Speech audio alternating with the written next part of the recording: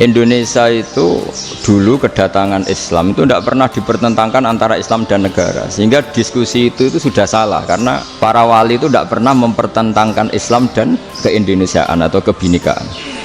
Tegakkan hukum yang adil, yang salah proses hukum sesuai dengan hukum yang setimpal. Tapi pada level teknis atau kefiyah apa mungkin? Karena secara umum Rasulullah ngendikan bahwa kamu harus mengikuti al-jamaah, fa inna yadawahi ma'al jamaah. Jadi jangan coba-coba ada pihak yang menghalangi tabligh akbar kami. Satu, bahwa para wali itu misinya dakwah. Di mana-mana dakwah itu pasti ketemu yang berbeda. Mulai beda agama, beda pilihan madhab, beda tradisi, beda kultur.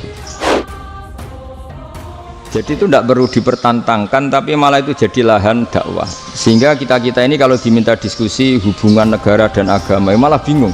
Memangnya kenapa? Serahkan senjata. Baik, kita akan bawa senjata, kita serai. Kita serahkan sebagian senjata kita. Kita simpan sebagian yang lain untuk jaga-jaga. Sudah. Kira-kira jelas tidak? Kurang hebatnya FPI. FPI itu dipimpin oleh seorang Habib. Itu di Jakarta juga ada kuat besar.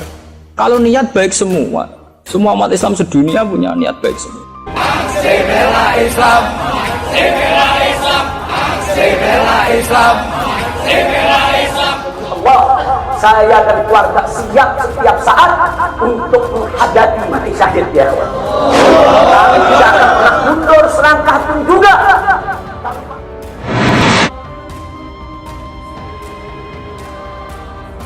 Menurut jenengan Habib Rizik Budiman, Habib Rizik itu dzurriyyah Rasul, nahi mungkar itu pasti baik. Tapi saya juga bilang Pak Quraisyab ya orang alim juga dzurriyyah Rasul, dan cara pandang Pak Quraisyab ya kayak begitu. Kalau para penyerang, para penyergap, para penguntit, saudara yang kami semula juga mereka bajingan penjahat, saudara yang ingin mencelakai kami, kami akan kejar siapapun yang terlibat dalam kampanye. Kalau sampean mengidolakan Habib yang keras karena itu Habib, Pak Quraisyab apa tidak? Habib, beliau juga profesor doktor orang ahli tafsir. Beliau tenang saja. Pada seluruh anggota FPI maupun juga pengurus maupun juga simpatisannya, wabil khusus pendukung Imam Besar Front Pembela Islam, Imam Besar Umat Islam Indonesia Al-Habib Muhammad Rizik bin Hussein Syihab, ayo tetap semangat. Sebagai pengurus Majelis Riyadhus Sabatin Wilayah Ciawi Kabupaten Bogor mengingatkan bahwa Habib Rizik Syihab adalah imam besar FPI, bukan imam umat Islam. Karena organisasi itu kan apa? Musiman. Misalnya di Mesir bisanya Ikhwan, kalau di Irak bisa Partai Ba'ath, di Indonesia bisa Golkar, bisa HTI, bisa NU. Makanya saya katakan organisasi itu apa? Musiman. Itu tentang niat ingin mempersatukan umat Islam sedunia. Saya pikir semua umat Islam, tiap kiai masih pas tukaran lah ya tetap muni wa'tasimu bihablillahi jami'a wala tafar. Dengan dia bikin organisasi sendiri, tidak mau ikut NU atau Muhammadiyah, bukti dia sendiri bikin perpecahan kan. Kalau dia hati legowo ngapain tidak milih yang sudah ada dan berjalan? Sudah saatnya umat akan melakukan jihad untuk kembali memerdekakan Indonesia. Sudah. Takbir. Karena bikin yang baru-baru ini malah bingung kan. Setiap orang karena punya klaim fahamnya sendiri kemudian bikin ada HTI, ada Jamaah Tabligh, ada DI. Itu semua kan karena dari kekecewaan-kekecewaan itu. Tiap kecewa enggak? Jadi sampean jangan terjebak. Sampean sebagai orang modern jangan terjebak. Kalau niat itu baik semua. Tapi ketika muni mempersatukan umat Islam dengan dia bikin organisasi sendiri dengan nama sendiri, itu nambahi jumlah perpecahan. Dari Sabang sampai Merauke kita turun ke jalan lengserkan siapapun presiden. Lebih baik rezim zalim dan curang ini yang bubar dan segera bubar. Tapi nak ono jamaah napa MTA wonten napa Hizbut Tahrir wonten macam-macam niku. Mulane cocok ra cocok rasa mutu. Nek ora cocok ya aja gawe organisasi dhewe. Itu malah wae. Sing tercatat tuh ning Depak 215 aliran teng Islam piro. Makanya kriteria demokrasi itu di baratlah demokrasi adalah hak untuk hidup, memilih agama, memilih kepercayaan. Tapi tetap pada bingkai aturan. Cuma aturan itu yang mereka tidak mau, milih Islam lah apa, milih konstitusi hukum positif, yaitu hukum-hukum legal-ilegal. Tapi tidak bisa hidup tanpa aturan, tidak bisa, karena tentu kita terkait sama hak orang lain. Dia sebut presiden yang akan datang, yang akan dilantik pada bulan Oktober tahun 2019 adalah presiden ilegal. Ketika kebenaran itu ternyata tidak sesuai dengan perilaku pejabat atau perilaku sebuah pemerintahan itu kayak apa? Bagaimana ketika kebenaran itu benturan dengan pejabat-pejabat yang korup, yang salah, dengan hukum-hukum pemerintahan yang salah, itu gimana? Bahwa saat demikian kita wajib ingkar tapi tidak harus perang.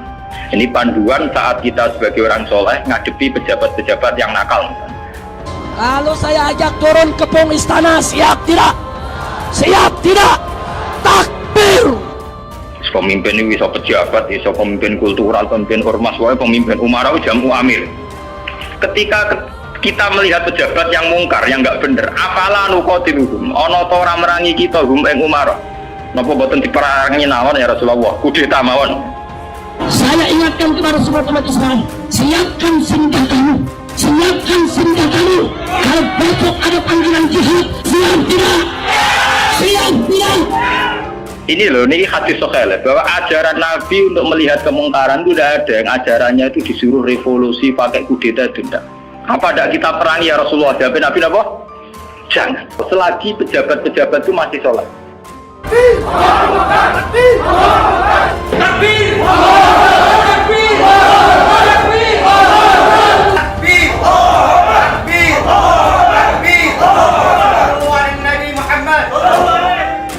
Mungkin pejabat itu punya kesalahan, dia korupsi, dia menggenjot rakyat, dia apa.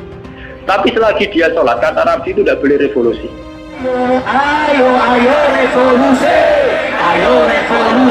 sekarang juga. Ayo revolusi, sekarang juga. Tentu kita sebagai muslim di Patani, di Thailand hanya bersyarat yang penting pemerintahan tidak memberangus masjid.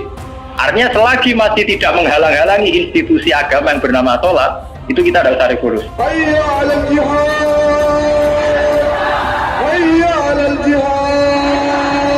Jadi dari awal Quran itu ingin sekali nggak ada perang, kecuali kalau simbol-simbol agama dihalang-halangi, dihanguskan. Rame-rame turun, kita demo kepung istana presiden supaya tidak kurang ajar kepada presiden. Goblok, kurang ajar sampai dianjing-anjingkan, itu kurang ajar. Dajjal istananya menjadi istana iblis. Nah kita sebagai ulama, sebagai seorang muslim, perhitungan kita sederhana. Selagi bangsa Indonesia atau pejabat Indonesia tidak menghalang-halangi institusi yang bernama sholat, ibadah, kita harus mengakui itu pemerintahan yang sah. Makanya Nabi perhitungannya satu. Dalam kekecewaan kita terhadap pejabat, terhadap pemerintah, yang penting jangan ada kudeta, jangan ada revolusi yang berdarah-darah. Kalau Anda tidak mau ada revolusi berdarah, kalau tidak mau ada revolusi sosial, Saya ini boten teroris yo Allahu Akbar, polisi sing lagi sholat yo Allahu Akbar.